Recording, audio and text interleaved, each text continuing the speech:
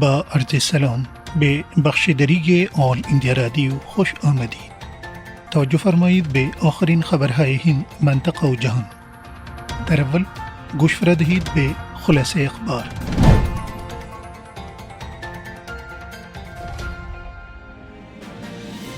در ایالات متحده آمریکا انتخابات برای برگزیدن رئیس جمهور نوین امروز برگزار می شود.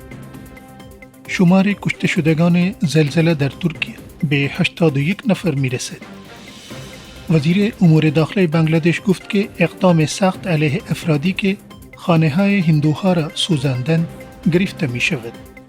رئیس نیروهای دفاعی کنیا با رئیس ارتش هند ژنرال منوج ناراوانه تعامل داشت. و در افغانستان افراد مسلح در حمله به پوهنتون کابل 19 نفر از جمله دانشجویان را کشتند. مشروح اخبار. در ایالات متحده آمریکا انتخابات برای برگزیدن رئیس جمهور نوین امروز برگزار می شود. هر دو کاندید برای به خود جلب نمودن رای دهندگان دیروز آخرین مساعیشان را به خرج دادند. ترامپ در میشیگان، آیووا، کارولینای شمالی، جورجیا و فلوریدا کمپاین خود را انجام داد. بایدن برنامه‌های متعدد در فیلادلفیا اداره کرد چون او برای بردن پنسیلوانیا می جوید. تقریباً 9.2 کرور تن آمریکاییان آرایشان را هم اکنون ارائه نموده که شمار آنها در بعضی ایالات چند روز یا هفته گرفته می تواند. ممکن نیست که نام برنده‌ای در ساعتهای بعد از پایان رایدهی امشب اعلام شود. در ترکیه مقامات گفتند که روز گذشته تلاش‌های نجات در شهر ازمیر در غرب ترکیه ادامه یافت، وقتی که شمار کشته شدگان در اثر زلزله شدید روز جمعه در منطقه دریای ایژه به 81 بالا رفت. مقامات ترکیه گفتند که 79 نفر کشته شدند، همه در ازمیر بودند، در حالی که 2 نوجوان جزیره یونانی که ساموس درگذشتند. طبق ماموریت فاجعه و وضع اضطراری ترکیه بیش از 3500 چادر و 13000 تخت برای تامین پناهگاه‌های موقتی فراهم شده است. ماموریت مذکور گفت که در اثر زلزله روز جمعه 962 نفر زخمی شدند و از میان آنها بیش از 740 دستخوش از بیمارستان‌ها مرخص شدند. وزیر خارجه ایالات متحده مایک پومپئو گفته است که دستگیری 8 قانونگذار در هنگ کنگ یک رویداد سوء استفاده آشکار از اجرای قانون برای اهداف سیاسی می باشد. آقای پومپئو با نکوهش این حادثه همچنین گفت که تلاش‌های دولت هنگ کنگ برای خفه کردن مخالفت نمونه‌های بارزی از اشتراک جرم وی با دولت مستبدانه حزب کمونیست چین می باشد. وی گفت ایالات متحده دستگیری 8 سیاستمدار پان دموکراتیک در هنگ کنگ را به شدت محکوم می کند. از جمله آنها 5 عضو شورای قانونگذاری هستند. دستگیری این قانونگذاران 6 ماه پس از رویداد مورد بحث یک معامله روشن سوء استفاده از اجرای قانون برای اهداف سیاسی می باشد. وزیر امور داخله بنگلادش اسدالزمان خان کمال روز دوشنبه گفت که دولت دستوراتی را برای اقدام شدید علیه افرادی که روز یکشنبه در منطقه کومیلا بنابر یک پست متهمه فیسبوک اهانت به اسلام تخریب نموده و خانه‌های اقلیت هندوهان را به آتش کشیده صادر نموده است. با قرار گزارش خبرگزاری رسمی BSS این وزیر گفت که دستور دستگیری همه مظنونان صادر شده و اقدام قانونی علیه خرابکاران آغاز شده است. وزیر داخله آقای کمال در ادامه گفت که بسیاری از افراد مظنون به این جرم بازداشت شده‌اند. وی گفت که نیروهای اضافی پلیس در منطقه آسیب دیده مستقر شدند تا امنیت مردم تضمین شود. رئیس نیروهای دفاعی کنیا جنرال روبرت کیبوچی که از دیروز سرگرم بازدید 5 روزه‌ای از هند می باشد با رئیس ستاد ارتش هند جنرال منوج ناروانه ملاقات داشت. آنها روی جنبه‌های مختلف همکاری‌های دفاعی دو جانبه بحث و بررسی کردند. جنرال روبرت کیبوچی به دعوت وزارت دفاع به هند سفر کرده است. در جریان این سفر قرار است وی با وزیر دفاع، مشاور امنیت ملی، رؤسای قوای سهگانه و مقامات ارشد وزارت امور خارجه در دہلی جدید ملاقات کنند. کشتی کے نیرو کے دریائی ہندی کے ایراوت روز گذشتہ به عنوان بخشی از میسیون ساغر دوم به بندر سودان رسید. دولت هند در حال کمک به کشورهای خارجی دوست است تا آنها بر بلایای طبیعی و بیماری همگیر کووید 19 غلبه یابند و در همین مورد کشتی کے ہندی کے INS ایراوت یک محموله ستنی کمک غذایی برای مردم سودان حمل می کند. میسیون ساغر دوم به دنبال اولین میسیون ساغر انجام شده در ماه‌های می و جون در سال جاری که در آن هند غذا و دارو به مالدیو، موریس، سیشل، ماداگاسکار و کوموروس فراهم نموده بود انجام می یابد. کشتی مذکور به عنوان بخشی از میسیون ساغر دوم کمک‌های غذایی را به سودان، سودان جنوبی، جیبوتی و اریتریا فراهم می کند. و در افغانستان روز گذشته وقتی که افراد مسلح به پوهنتون کابل حمله کردند 19 نفر از جمله دانشجویان کشته و 22 نفر دیگر زخمی شدند.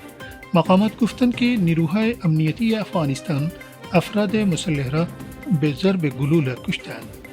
سخنگوی وزارت کشور طارق آریان گفت که یکی از حمله آوران مواد منفجره را منفجر کرد.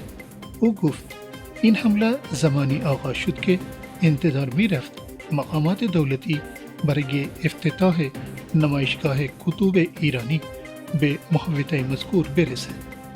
حمله به دانشگاه کابل حدود یک هفته پس از حمله ویرانگر به یک مرکز آموزش در آن شهر که منجر به کشته شدن بیش از 40 دانش آموز شده بود صورت گرفته است. طالبان از درگیریشان انکار ورزیده این حمله را محکوم کردند. گروه دولت اسلامی یا داعش مراکز آموزش در افغانستان را در سالهای اخیر هدف قرار می داده است. صدر اعظم هند آقای نریندر مودی این حمله تروریستی که نوجوان مردان به دانشگاه کابل را به شدت محکوم کرد. آقای مودی در یک توییت گفت که دعا و تمنیات ما با خانواده های قربانیان و مجروحین است. صدر اعظم گفت هند حمایت خود از مبارزه شجاعانه افغانستان علیه تروریسم را ادامه خواهد داد. پایان اخبار.